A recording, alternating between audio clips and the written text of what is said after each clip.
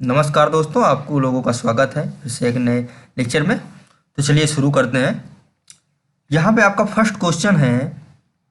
Question number first है, किसी त्रिभुज की शीर्ष भुजाओं से एक समान दूरी पर स्थित बिंदु को क्या कहते हैं।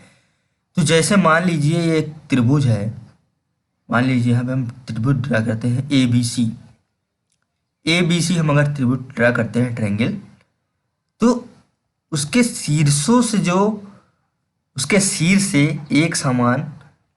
शीर्ष बिंदुओं से एक समान दूरी पर स्थित बिंदु को क्या कहते हैं। तो उसको क्या कहते हैं, उसको कहते हैं सरकम सेंटर बोले तो परिकेंद्र बोलते हैं।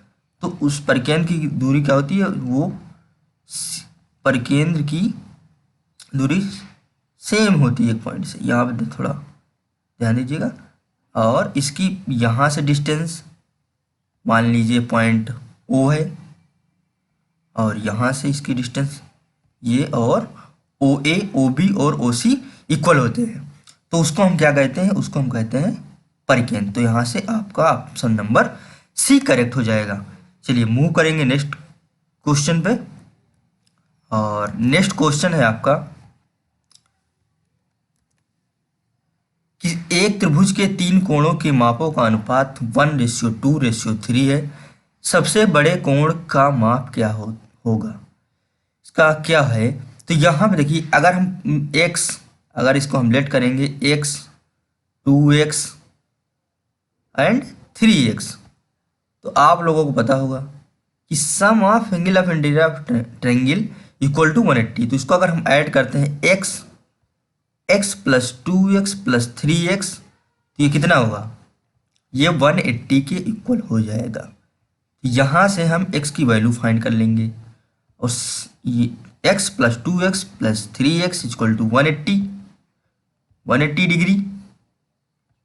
यहाँ से आ जाएगा आपका ये 6x इक्वल टू हो जाएगा 180 डिग्री। x इक्वल टू कितना हो जाएगा, 6 इक्वल टू 180 डिग्री हो जाएगा। तो x इक्वल टू कितना आ जाएगा, 30 डिग्री। और हमें फाइंड करना है, हमें क्या फाइंड करना है, यहाँ से देखिए x इक्वल टू का 30 डिग्री आ गया। तो यहाँ पे देखिए, अगर हमने जो एंगल लेट किया है x 2x एंड 3x, तो यहाँ पे 3x क्या है, सबसे बड़ा एंगल है। तो यही हमें फाइंड करना है, 3x फाइंड करना है। तो यहाँ से हम डायरेक्ट वैल्यू रखेंगे 3 इंटू 30। तो यहाँ से इसकी वैल्यू कितनी आ जाएगी, 90 डिग्री आ जाएगी यहाँ से इसकी वैल्यू। तो 90 डिग्री करेक्ट आपका आंसर हो जाएगा। यहाँ से ऑप्शन में देख लीजिए, ऑप्शन नंबर बी आपका करेक्ट आंसर हो जाएगा। चलिए मूव करते हैं नेक्स्ट क्वेश्चन पे। और नेक्स्ट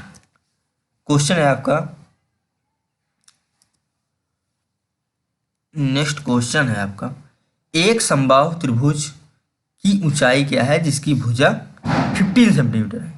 15 सेंटीमीटर। तो आपको ध्यान देना होगा, अगर समबाहु त्रिभुज मतलब इक्विलैटरल ट्रायंगल की अगर आपको हाइट पूछी जाए और साइड गिवन हो, तो उसका फार्मूला होता है, हाइट इक्वल टू होता है h इक्वल टू होता है √3/2 इंटू साइड।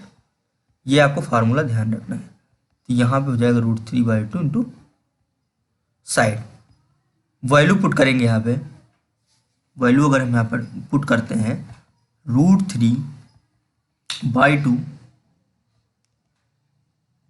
इंटू साइड कितनी है, साइड आपकी गिवन है 15।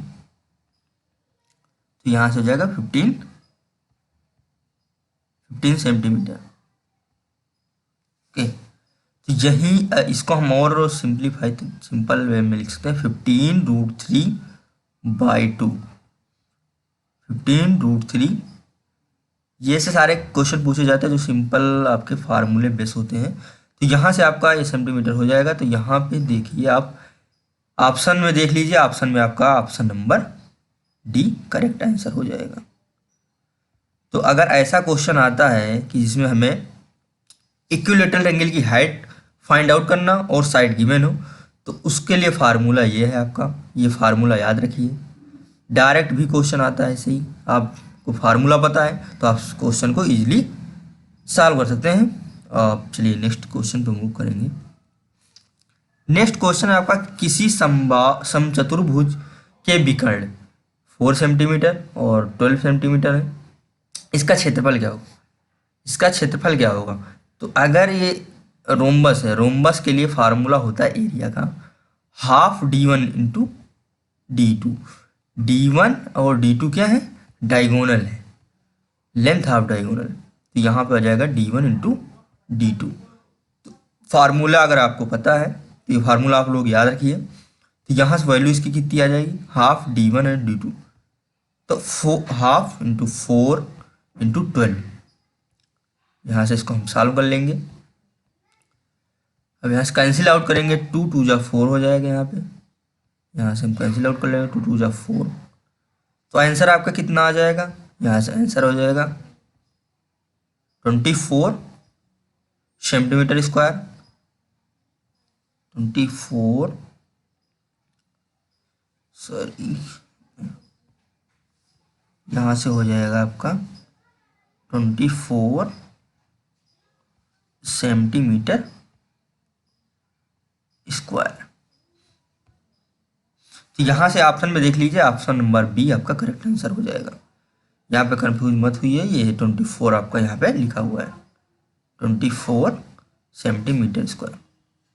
ओके, चलिए सिर्फ आपको फार्मूला याद रखना है। रोम्बस के लिए एरिया का फार्मूला क्या होता है? Half d1 and d2, half d1 into d2। चलिए मूव करते हैं नेक्स्ट क्वेश्चन पे।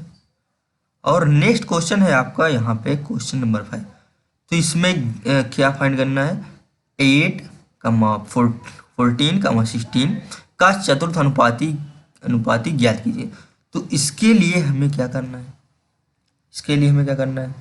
तो अगर इस तरह का क्वेश्चन आता है कि उसका हमें रेशियो, जैसे इसमें दिया हुआ है चतुर्थ अनुपाती, तो इस तरह के क्वेश्चन को सॉल्व करें। जैसे यहाँ पे चतुर्थ अनुपाती दिया, फाइंड आउट करना है हमें, तो इस ऐसे इसमें होता है कि आप ये formula A/B equal to C/D।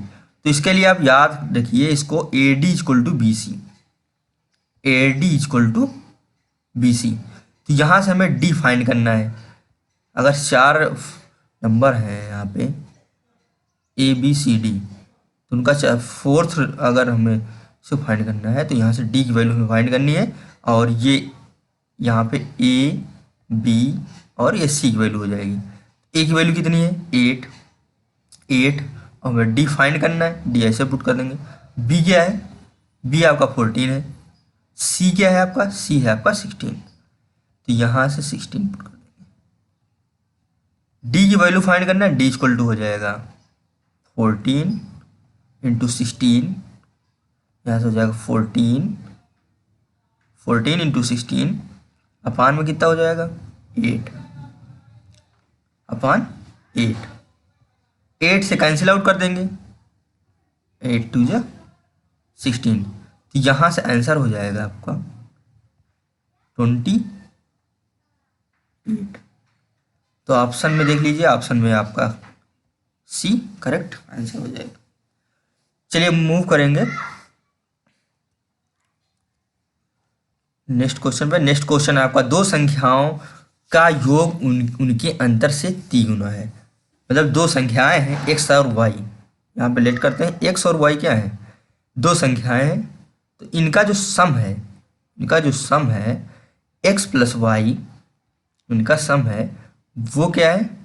उनके अंतर से 3 गुना है। इनका अंतर क्या होगा? अच्छा, इसका अंतर हम देखें, अगर अंतर की बात करते हैं तो यहाँ पे हो जाएगा x माइनस वाई अंतर हो जाएगा। तो यहाँ से अंतर का 3 गुना है, तो यहाँ पे देखिए अंतर क्या है? x माइनस वाई, तो ये हो जाएगा 3 में x माइनस वाई। यहाँ से क्या हो जाएगा? x plus y equal to 3x minus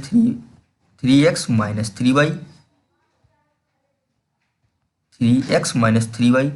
हमें फाइंड आउट क्या करना है? हमें इनका रेशियो फाइंड आउट करना है।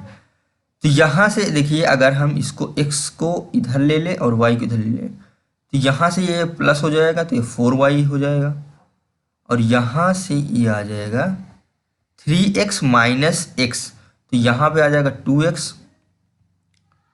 2 से अगर हम कैंसिल आउट करते हैं तो ये हो जाएगा 2 या 4, तो x equal to 2y। x equal to क्या हो जाएगा यहाँ पे 2y। x equal to 2y, अगर x रेशियो y निकालेंगे तो 2 रेशियो 1 आ जाएगा। x ratio y equal to 2 ratio 1।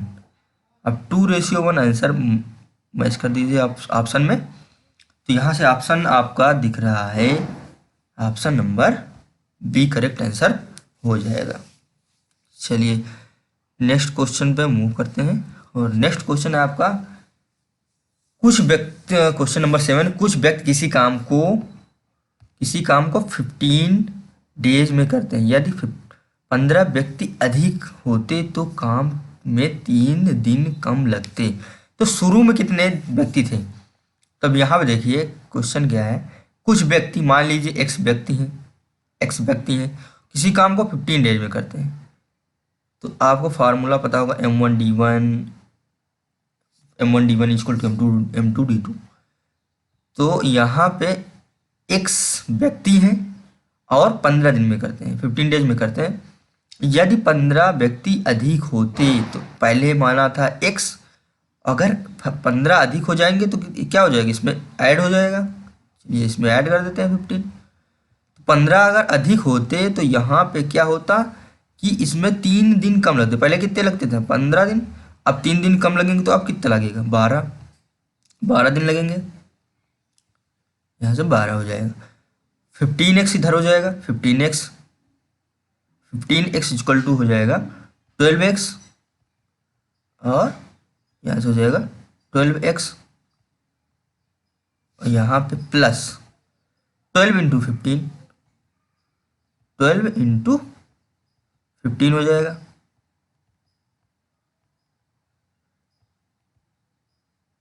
12 into, यहाँ से इसका देखिए माइनस करेंगे, 15x माइनस 12x, तो यहाँ से आ जाएगा 3x। 3x इक्वल टू हो जाएगा 12 इंटू 15। फिर हमें x की वैल्यू फाइंड करना है, तो x फाइंड आउट करना है, 3 से हम डिवाइड कर देंगे। x की वैल्यू क्या आ जाएगी? यहाँ से अगर 3 कैंसिल आउट करते हैं, 3 4 जा, यहाँ पे हो जाएगा 60। x की वैल्यू क्या आ जाएगी? 60 आ जाएगी। तो इसका मतलब ये हुआ कि प्रारंभ में शुरू में कितने व्यक्ति थे? 60 लोग थे। तो यहाँ पे आपका आंसर हो जाएगा 60 करेक्ट आंसर हो जाएगा। तो इसमें क्या करना था आपको, फार्मूला की याद रखना है कि M1D1 equal to M2D2। M1D1 equal to M क्या है? मैन, D क्या है? डेज। इसी तरह पहला केस और दूसरा केस M2D2, ये फार्मूला आपको याद रखना है। तो ये M1D1, ये M2, ये और D2। चलिए मूव करेंगे नेक्स्ट क्वेश्चन पे। नेक्स्ट क्वेश्चन आपका यहाँ पे, किसी त्रिभुज को 2 कोणों का योग 116 है और उनका अंतर 24 है। त्रिभुज के सबसे छोटे कोण का माप क्या होगा? तो यहाँ पे देखिए, अगर हम मान लेते हैं कि कोई ट्रायंगल है और उसमें ए प्लस बी, मान लीजिए गिवन है ए प्लस बी। यहाँ पे ए प्लस बी क्या है? 116, और उनका डिफरेंस ए माइनस बी 24, ए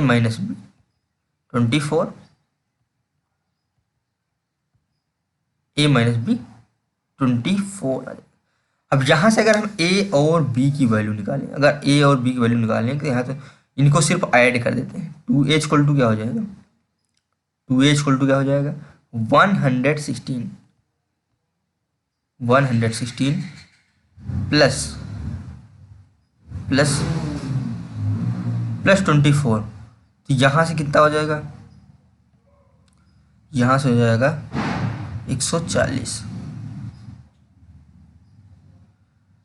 140। तो ए की वैल्यू कितनी आ जाएगी? ए की वैल्यू आ जाएगी यहाँ पे आपका 70। ए आ जाएगा 70।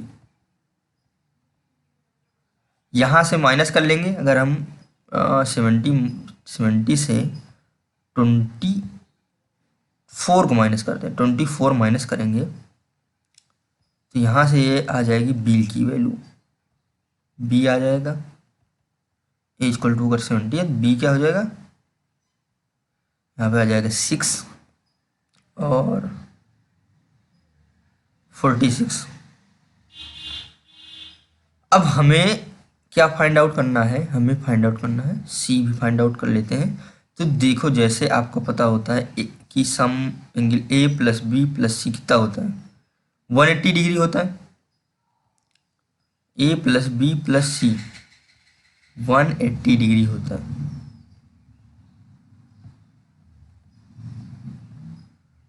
One eighty degree. तो यहाँ से ए प्लस बी गिवन है, ए प्लस बी यहाँ से 116 है। तो सी क्या हो जाएगा, सी आ जाएगा 180 और 180 और 116। यहाँ से कितना वैल्यू आ जाएगी इसका, यहाँ पे आ जाएगा 4, ये आ जाएगा 6। तो यहाँ पे क्या हो जाएगा, यहाँ पे बी सबसे छोटा, यहाँ त्रिभुज के सबसे छोटे कोण की माप बताना था। तो यहाँ पे सबसे छोटा क्या है 46, 46 आपका करेक्ट आंसर हो जाएगा, जो कि अपना ऑप्शन नंबर सी हो जाएगा। चलिए मूव करेंगे नेक्स्ट क्वेश्चन पर। नेक्स्ट क्वेश्चन है आपका, एक घनाभ जिसकी लंबाई 5 सेंटीमीटर, चौड़ाई 4 सेंटीमीटर और लंबाई, सॉरी यहाँ पे लंबाई चौड़ाई और यहाँ पे ये ऊंचाई होना चाहिए था, ऊंचाई यहाँ पे मान लीजिए। तो जिसका उसका विकर्ण क्या है, अगर डायगोनल की बात करें कि डायगोनल के लिए एक आपको सिंपल सा फार्मूला याद रखना है। अगर उसकी लंबाई चौड़ाई और यहाँ पे ऊंचाई हाइट अगर आपको गिवन है तो आपको क्या करना है, एक फार्मूला याद करना है, L square under root L square plus B square, ये length of diagonal, L square plus B square plus H square, L under root L square, यह है डायगोनल की लेंथ। तो यहाँ पे सिंपल आपको क्या करना है, एल का स्क्वायर करेंगे 5 का स्क्वायर, तो 5 का स्क्वायर करेंगे तो ये हो जाएगा 5 का स्क्वायर करेंगे तो ये हो जाएगा 25, 4 का स्क्वायर करेंगे तो आ जाएगा 16 आ जाएगा, और फिर 3 का स्क्वायर 9। तो टोटल अगर हम ऐड करेंगे तो कितना हो जाएगा 50, अंडर रूट 50। अंडर रूट 50 का मतलब है, इसको हम क्या लिख सकते हैं, इसको हम लिखेंगे under root 5 into 5 into 2, 5 into 5 into 2। तो 5 क्या हो जाएगा, इस रूट से बाहर हो जाएगा, 5 रूट 2 इसका करेक्ट आंसर हो जाएगा, 5 रूट 2। ऑप्शन में आपका option number A correct answer हो जाएगा। चलिए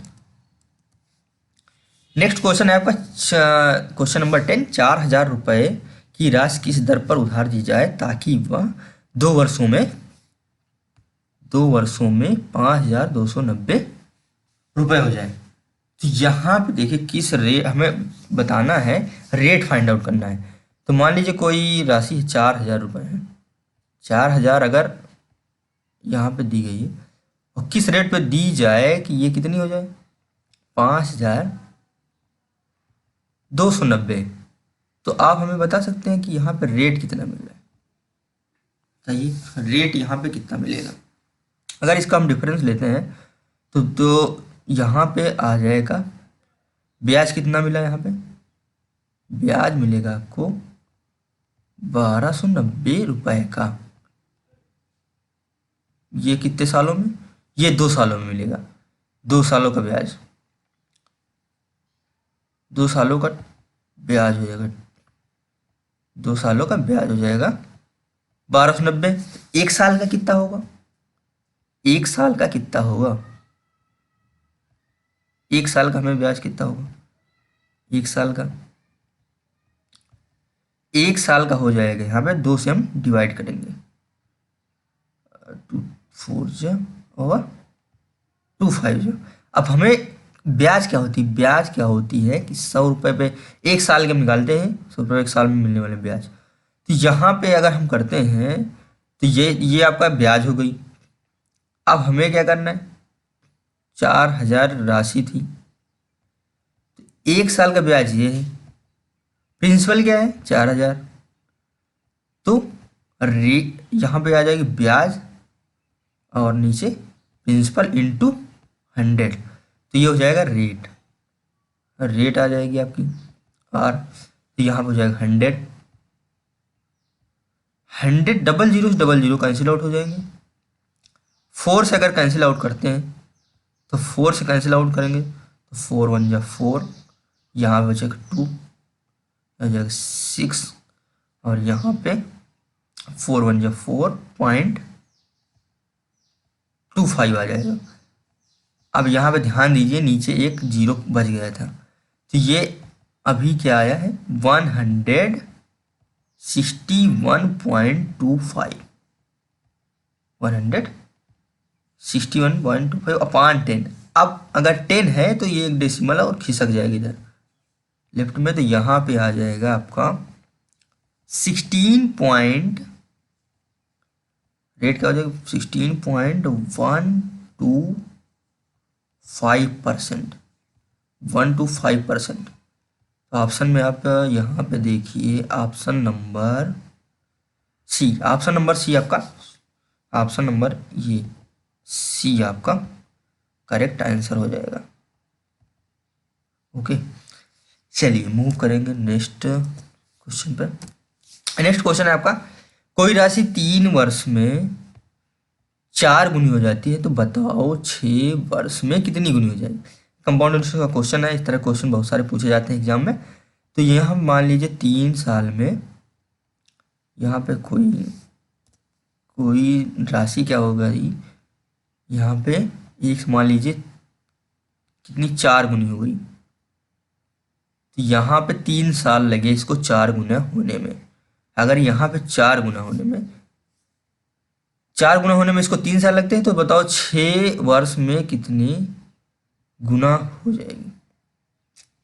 अब यहाँ पे देखिए, तो ये इस तरह क्वेश्चन है, ये इस तरह क्वेश्चन कंपाउंड इंटरेस्ट पे आते हैं। तो यहाँ पे अगर 3 साल तो सेम उतना ही उतना यहाँ पे उसके लिए, अगर यहाँ पे इसका यहाँ पे देखिए टाइम क्या होगा, टाइम क्या होगा 2 से मल्टीप्लाई हुआ, टाइम यहाँ 2 से मल्टीप्लाई हुआ तो यहाँ पे क्या हो जाएगा, तो यहाँ पे ये 4 का स्क्वायर हो जाएगा। तो यहाँ पे टाइम देखिए 3 से 6 हुआ, तो यहाँ पे आ जाएगा आपका आंसर 16। तो यहाँ पे 16, 4 का स्क्वायर करेंगे क्या हो जाएगा 16, 16 आपका आंसर हो जाएगा।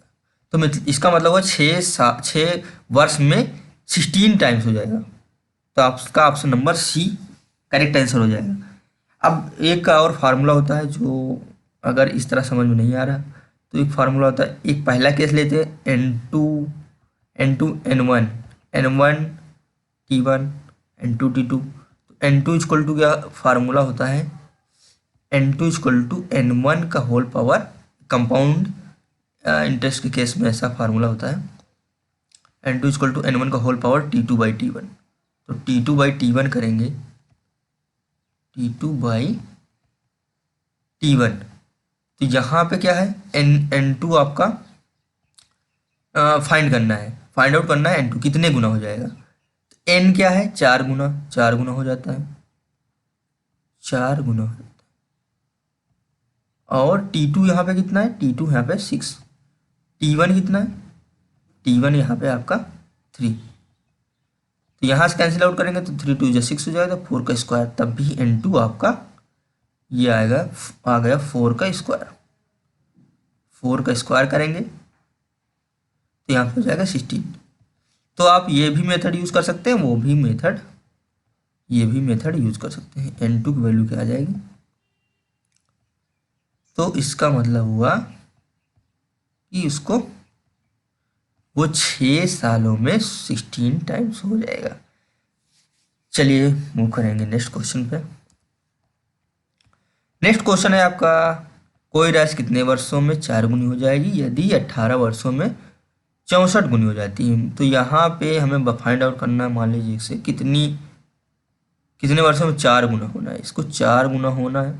और यहाँ पे हमें गिवन है कि वो 18 वर्षों में कितना हो गई, 64 टाइम्स हो गई। ये सारे कंपाउंड इंटरेस्ट के यहाँ पे क्वेश्चन। तो यहाँ पे कितने साल लगे, 18 साल, तो 18y। तो यहाँ पे देखिए ये क्या है, ये 4 का क्यूब है। तो हम कंपाउंड इंटरेस्ट के केस में क्या करते हैं, क्यूब होता है तो उसमें क्या होता है, तो यहाँ पे क्यूब रूट ले लेंगे तो यहाँ पे 4 हो जाए, क्यूब रूट लेते हैं तो ये हो जाएगा। तो यहाँ टाइम क्या हो जाएगा, 1 से 4 हुआ तो टाइम्स क्या हो जाएगा, डिवाइड हो जाएगा। तो यहाँ पे डिवाइड होगा तो यहाँ पे 6 साल लगेंगे, ये आपका 6 साल लगेंगे 4 टाइम्स होने में। तो ऑप्शन नंबर आपका बी करेक्ट आंसर हो जाएगा। चलिए मूव करेंगे नेक्स्ट क्वेश्चन। नेक्स्ट है, किसी समबाहुभुज में जिसके आंतरिक और बाह्य कोणों का अनुपात 2:1 है तो कुल कितनी भुजाएं होंगी। तो इसके लिए आपको फार्मूला याद रखने की ज़रूरत है कि अगर आपका इंटरनल एंगल और इसका फार्मूला पता है तो आप ये क्वेश्चन आसानी से कर सकते हैं। यहाँ पे जैसे देखिए किसी त्रिभुज में जिसके आंतरिक और बाह्य कोणों का अनुपात 2:1 है तो कुल कितनी भुजाएं होंगी। तो जैसे मान लो किसी n भुजाएं होती हैं तो उसका जो प्रत्येक इंटरनल एंगल होता है तो वो क्या होता है, n-2 इंटू 180 डिग्री, 180 डिग्री जो प्रत्येक इंटरनल एंगल होता है डिवाइडेड बाई n। और जो प्रत्येक एक्सटर्नल एंगल होता है वो क्या होता है, 360 by n, 360 degree by n।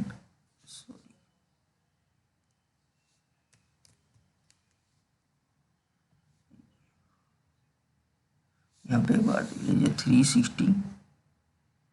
360 degree by n।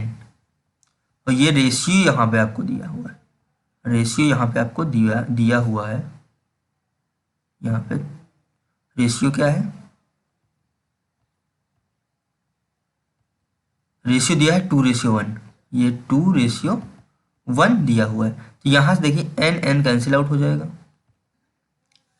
तो यहाँ पे आ जाएगा ये n-2 into 180 degree into 180 degree अपान में कितना हो जाएगा, यहाँ पे हो जाएगा 360 डिग्री और इक्वल टू हो जाएगा 2:1। यहाँ से अगर हम कैंसिल आउट करते हैं तो यह पूरा 0 0 कैंसिल हो जाएगा, 18 या 36 हो जाएगा। तो n क्या हो जाएगा, n-2 इक्वल टू, और ये 2 इससे मल्टीप्लाई हो जाएगा तो कितना हो जाएगा 4। तो n-2 इक्वल टू 4 है तो n की वैल्यू कितनी हो जाएगी, n की वैल्यू हो जाएगी 6, n की वैल्यू हो जाएगी आपकी 6। तो यहाँ पे देखिए ऑप्शन नंबर आपका बी करेक्ट आंसर हो जाएगा। तो ये होता है आपका फार्मूला प्रत्येक इंटरनल एंगल का n-2 इंटू 180 डिग्री अपान n, और ये होता है external angle 360 degree by n। चलिए नेक्स्ट क्वेश्चन है आपका, ए किसी कार्य को 12 दिन में कर सकता है, बी ए से 60% कुशल है। वही काम करने के लिए अकेले बी को कितने दिन लगेंगे, बी को लगेंगे। अब यहाँ पे देखिए सबसे पहले हम देख लेते हैं बी ए से 60%, बी ए से कितना परसेंट कुशल है। तो इनका इफिशियंसी का यहाँ पर रेशियो अगर हम देखते हैं बी, तो 60% अधिक मतलब होता है 160 अपान 100 हो जाएगा। तो ये हो जाएगा चलिए एक बार हम कर देते हैं 160 अपान 100 कैंसिल आउट करेंगे तो ये है इफिशियंसी का रेशियो है। 0 0 कैंसिल हो जाएगा तो बी और ए की इफिशियंसी का रेशियो क्या हो जाएगा, बी और ए की इफिशियंसी का रेशियो जाएगा 8:5। तो उसे कैंसिल आउट किया 8:5। ये है इफिशियंसी का रेशियो। इफिशियंसी का रेशियो अगर हम टाइम की रेशियो की बात करते हैं, अगर हम बी और ए के टाइम की बात कर लेते हैं, बी और ए के टाइम, तो टाइम क्या होता है इफिशियंसी का, यहाँ पे रिवर्स होता है। तो यहाँ पे हो जाएगा 5, इसका मतलब ये 5 यूनिट टाइम लेगा और ये 8 टाइम लेगा। ये हो गया टाइम का रेशियो। अब क्या करना है, तो यहाँ पे देखिए ए किसी काम को 12 दिन में करता है, ए का यहाँ टाइम कितना लग रहा है 8 यूनिट।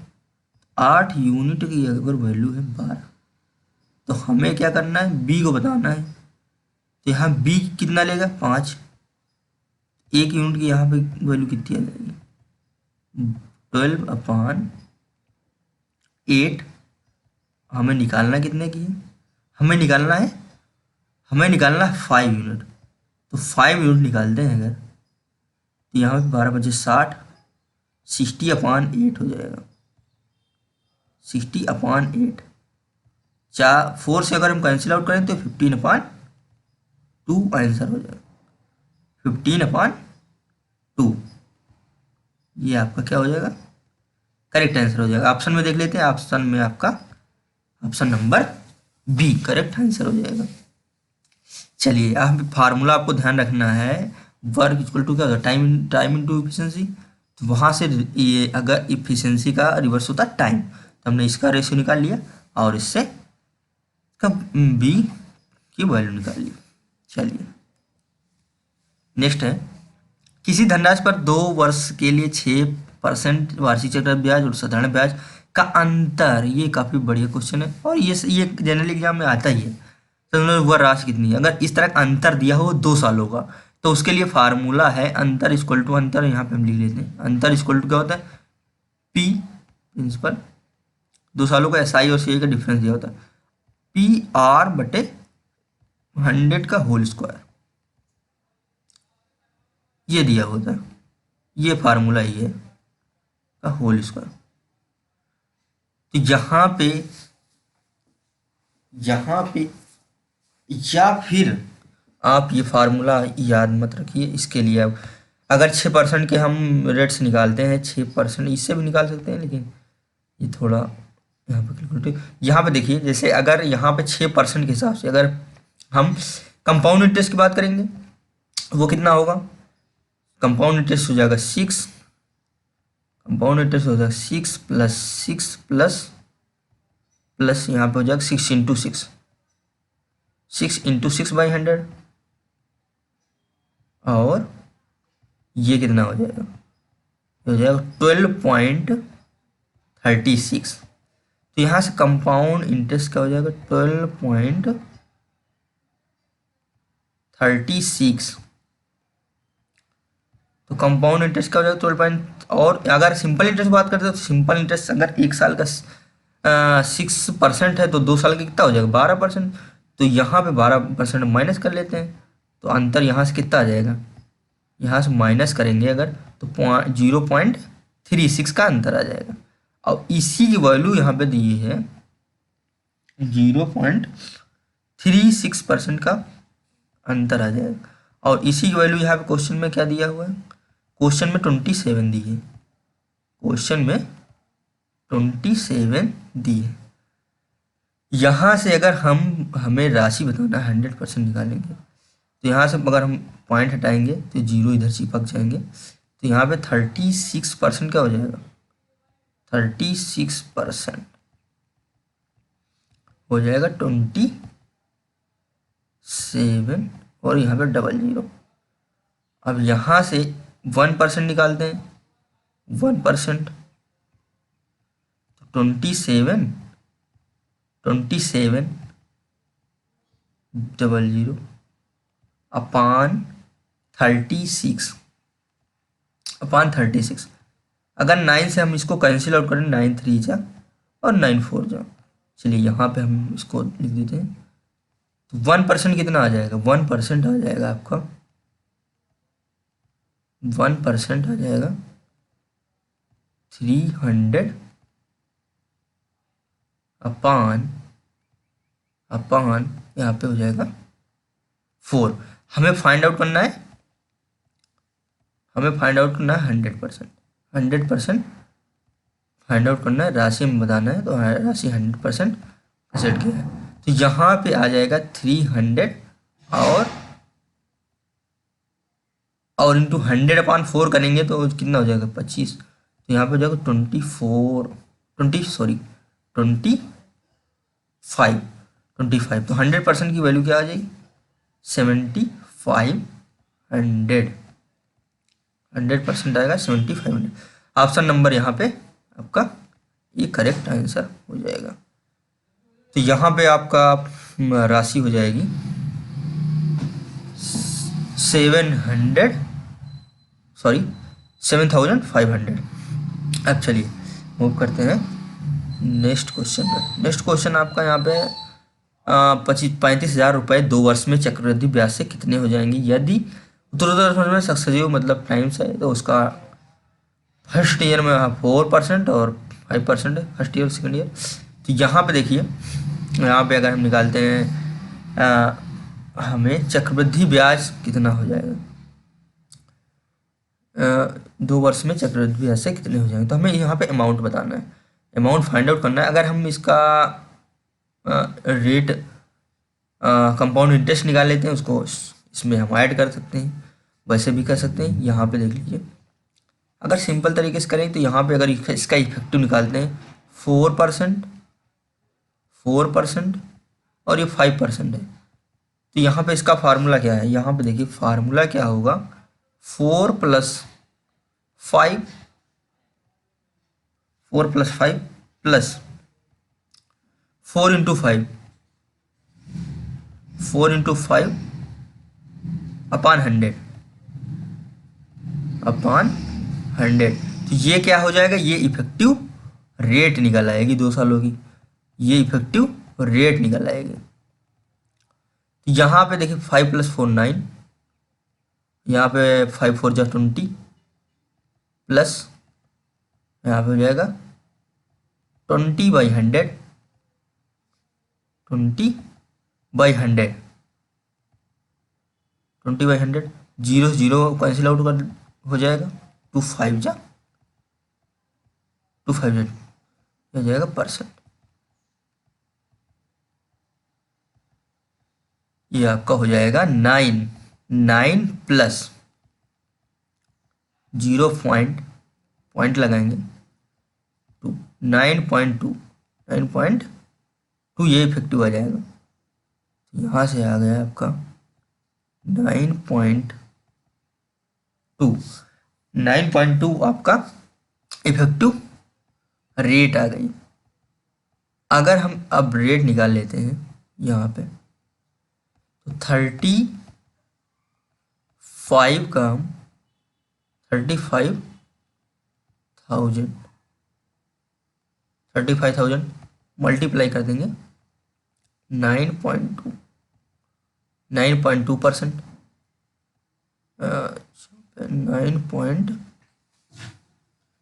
9.2%, ये अपॉन 100 लिख देंगे परसेंटेज हटा के, और 00 कैंसिल आउट हो जाएगा। अब यहाँ पे आ जाएगा आपका, और यहाँ से इसको हम कैंसिल आउट करेंगे तो ये एक और 0 यहाँ पे लगेगा और ये पूरा कैंसिल आउट हो जाएगा। यहाँ पे हो जाएगा, इसको हम लिख देते हैं 92 ×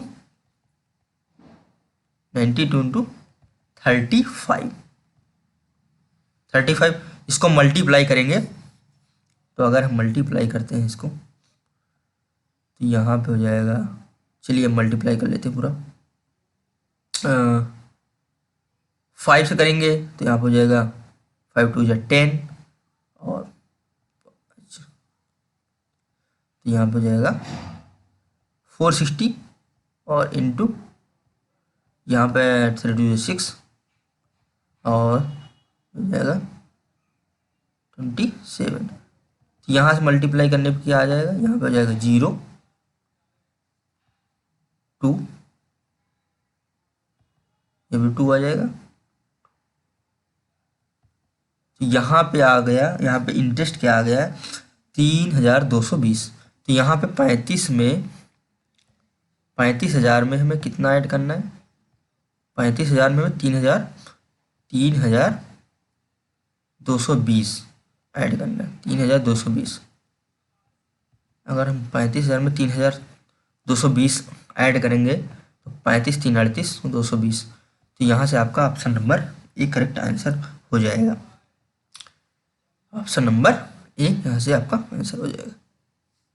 चलिए नेक्स्ट क्वेश्चन है आपका, किसी धनराशि के 2 वर्ष के साधारण चक्रवृद्धि ब्याज क्रमशः 8400 एंड 8652 है।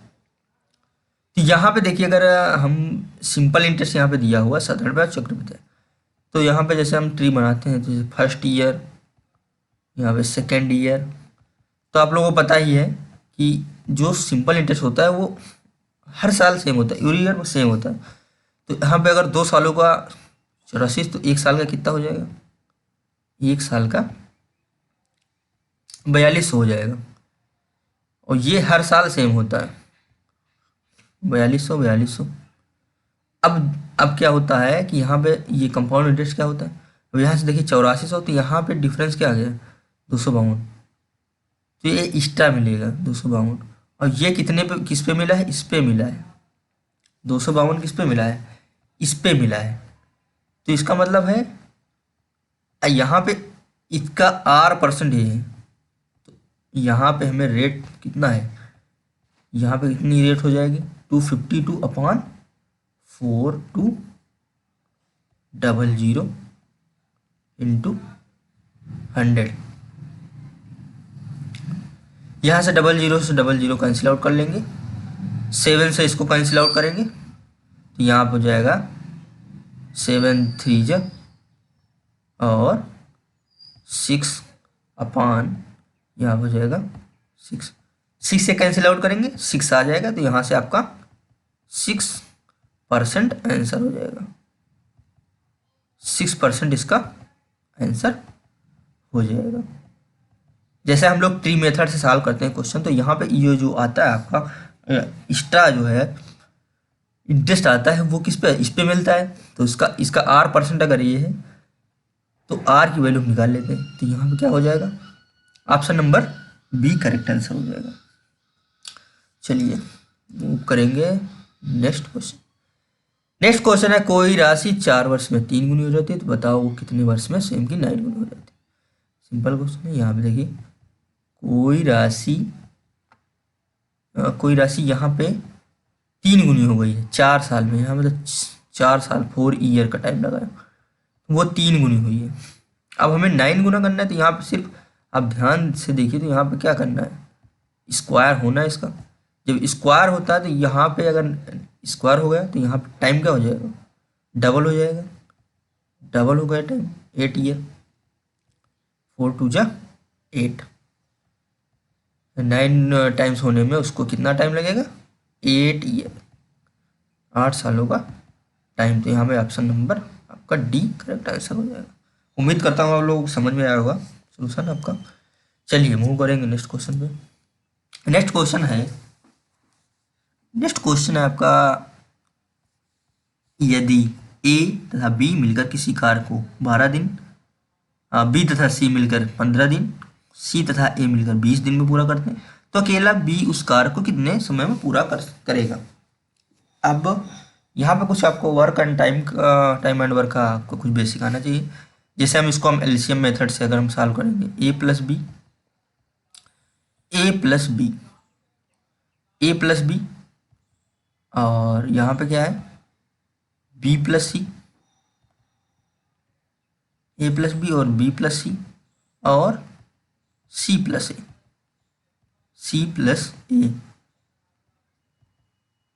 तो यहाँ पे देखिए ये कितने दिन में करता है, ये करता है, ये दोनों करते हैं 12 दिन और ये करते हैं 15 दिन, और सी और ए करते हैं 20 दिन में।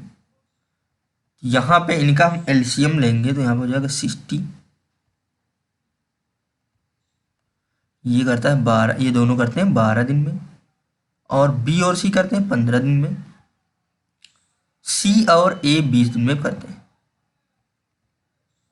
तो अगर यहाँ से ये टाइम है उनका, अगर एफिशिएंसी निकालें, क्योंकि वर्क इक्वल टू होता है टाइम इनटू एफिशिएंसी, तो यहाँ पे ए प्लस बी की एफिशिएंसी क्या हो जाएगी, ए प्लस बी की एफिशिएंसी, ए प्लस बी की एफिशिएंसी क्या हो जाएगा, तो हम टोटल वर्क हमने 60 मान लिया है, ये टोटल वर्क है आपका 60, तो ए प्लस बी क्या हो जाएगी, यहाँ से डिवाइड कर लीजिए 60/12, ए प्लस बी की एफिशिएंसी हो जाएगी 5, और बी प्लस सी की एफिशिएंसी कितनी हो जाएगी, बी प्लस सी की एफिशिएंसी हो जाएगी 4, और सी प्लस ए की एफिशिएंसी क्या हो जाएगी, अगर सी प्लस ए की एफिशिएंसी की बात करें तो ये हो जाएगी 3। तीनों को अगर ऐड कर देते हैं, तीनों को ऐड करेंगे तो एक ए यहाँ पे है, एक ए यहाँ, एक बी यहाँ पे, एक यहाँ पे, एक सी यहाँ, एक यहाँ, तो ये टोटल आ जाएगा 2a + 2b + 2c। तो यहाँ से ऐड करेंगे तो ये टू को हम कॉमन ले लेते हैं, ये होगा a 2 ब्रैकेट में हो जाएगा a + b + c, a + b + c आ जाएगा, और इधर ऐड करेंगे एफिशिएंसी तो यहाँ पे हो जाएगा 12, तो यहाँ पे आ जाएगा 12 आ जाएगा। अब a + b + c क्या आ गया, इसका एफिशिएंसी का सम क्या आ गया, a + b + c 6 आ जाएगा, a + b + c 6 आ जाएगा। तो यहाँ पे हमें फाइंड आउट करना है b को उस कार्य को करने में कितना कितना समय लगेगा। तो यहाँ पे देखिए, अगर हमें b फाइंड करना है तो a + c को हम माइनस कर लेते हैं, a + c सबसे लास्ट में देखिए, a + c 3, तो b क्या है, यहाँ पे c + a की इफिशिएंसी 3 है, तो b की इफिशिएंसी कितनी हो जाएगी, b की इफिशिएंसी हो जाएगी c + a अगर 3 तो 6 - 3, तो b कितना आ जाएगा, b की इफिशिएंसी आ जाएगा 3। तो b को उस कार्य को करने में कितना समय लगेगा, तो b को अगर उस कार्य को करना है तो टोटल काम तो 60 है, 60 यूनिट, और यहाँ इफिशिएंसी डिवाइड कर देंगे, इफिशिएंसी डिवाइड करेंगे तो यहाँ कितना आ जाएगा 20 डेज, 20 आ जाएगा, 20 को 60 दिन में करेगा। यहाँ पे ऑप्शन नंबर सी आपका आंसर हो जाएगा। चलिए नेक्स्ट क्वेश्चन पे आते हैं। नेक्स्ट क्वेश्चन है आपका, दो संख्याओं का एलसीएम या फिर लसापा 1920 है और उनका एचसीएफ क्या है 16 है। एक संख्या 128 है, तो सेकंड नंबर फाइंड आउट करना है। अब इसके लिए एक आपको फार्मूला याद रखना है। फार्मूला क्या है कि product of numbers, first number, इसे यहाँ पे लिखते हैं first number into second number का प्रोडक्ट जो होता है क्या होता है, फर्स्ट नंबर और सेकेंड नंबर का जो प्रोडक्ट होता है वो क्या होता है, product of LCM into HCM, तो हो जाएगा LCM into HCF. Value put करेंगे और सॉल्व कर लेंगे, आपका आंसर आ जाएगा। तो यहाँ पे फर्स्ट नंबर क्या है, 128। सेकंड नंबर को हम x मान लेते हैं, चलिए x लिख दिया, और एलसीएम क्या है 1920 1920, और एचसीएफ क्या है 16, ये आ गया 16 यहाँ पे। सो 16 128 x इक्वल टू क्या हो जाएगा 1920/8, ये आपका अपान 8 आ जाएगा। 8 से कैंसिल आउट करेंगे, 8 8 टू जा 16 और यहाँ पे कितना बचा 3 और यहाँ पे 8 4 जा 32। सेकंड नंबर क्या आ जाएगा, सेकंड नंबर आपका आ जाएगा 240। ऑप्शन नंबर सी आपका करेक्ट आंसर हो जाएगा। संख्याओं का गुणनफल 180 है और उनका मासा उसका मतलब मीन्स एचसीएफ 2 है, तो एलसीएम फाइंड करना है। तो आपको फार्मूला वही ध्यान रखना है, product of numbers first number into second number equal to LCM into HCF. तो इधर प्रोडक्ट गिवन है, सीधा इसमें हमें 180 पुट कर देना है, यहाँ पे 180 डायरेक्ट हम फार्मूले का इस्तेमाल कर लें। 180 इक्वल टू क्या हो जाएगा एलसीएम इंटू एचसीएफ। यहाँ पे एलसीएम इंटू एचसीएफ क्या हो जाएगा 2। यहाँ से सीधा हम डिवाइड करेंगे तो एलसीएम क्या हो जाएगा 90। एलसीएम यहाँ से आपका हो जाएगा 90। एलसीएम क्या हो जाएगा 90। तो आपका option number D correct answer हो जाएगा। चलिए नेक्स्ट क्वेश्चन है आपका क्वेश्चन नंबर 23 और क्वेश्चन क्या है, हमें एलसीएम फाइंड करना है 36 48 60 और 80 का हमें एलसीएम फाइंड आउट करना है। तो यहाँ पे 36 48 और 60 और 80 60 एंड 80 का हमें एलसीएम फाइंड करना है। अगर देखिए इसमें अगर हम 12 से डिवाइड कर देंगे, 12 3 जा 12 4 जा 12 5 जा, तो आपस में ये तीनों नंबर्स क्या हैं को प्राइम। तो इनका अगर हम एलसीएम फाइंड करें 3 4 5 का तो कितना आएगा 60 और उसको हम 6 से डिवाइड किया था इसलिए हम 12 से मल्टीप्लाई भी कर लेते हैं। तो मल्टीप्लाई करेंगे तो ये 720 आ जाएगा 720। तो यहाँ पे देखिए अगर हम एलसीएम निकालेंगे तो वो जो एलसीएम आता है वो सारे नंबर में डिवाइड होना चाहिए। अब 80 से भी चेक कर लेते हैं, 80 से 0 तो 0 डिवाइड कर लेगा 8 9 जा, तो यहाँ से सीधा आपका आंसर हो जाएगा ऑप्शन नंबर ए। तो उसका एलसीएम क्या हो जाएगा option number A correct answer हो जाएगा। चलिए मूव करते हैं नेक्स्ट क्वेश्चन पर। नेक्स्ट क्वेश्चन है आपका फ्रैक्शन में दिए हुए नंबर से उनका एलसीएम फाइंड आउट करना है। तो इनका एलसीएम क्या होगा कि मतलब LCM of numerator and HCF of denominator. तो अगर हम इसके लिए फार्मूला है, अगर तो फार्मूला याद रखिए, फार्मूला क्या होता है LCM of numerator upon HCF of denominator. तो ऊपर एलसीएम क्या होगा 2 5 7 ये न्यूमरेटर और 1, तो इनका क्या हो जाएगा एलसीएम 5 2 10 10 70, तो 70 आ जाएगा इसका 70 एलसीएम हो जाएगा। और एचसीएफ क्या होगा 3 6 12 और 9 का एचसीएफ क्या होगा 3 होगा। तो आंसर यहाँ से आपका हो जाएगा ये option number C correct answer हो जाएगा। चलिए उम्मीद करता हूँ आप लोगों को क्वेश्चन समझ में आएंगे। बस आज के क्लास में बस इतना ही, मिलेंगे नेक्स्ट लेक्चर में। तो यदि आप लोग चैनल पर नए हैं तो चैनल को सब्सक्राइब करिए, शेयर करिए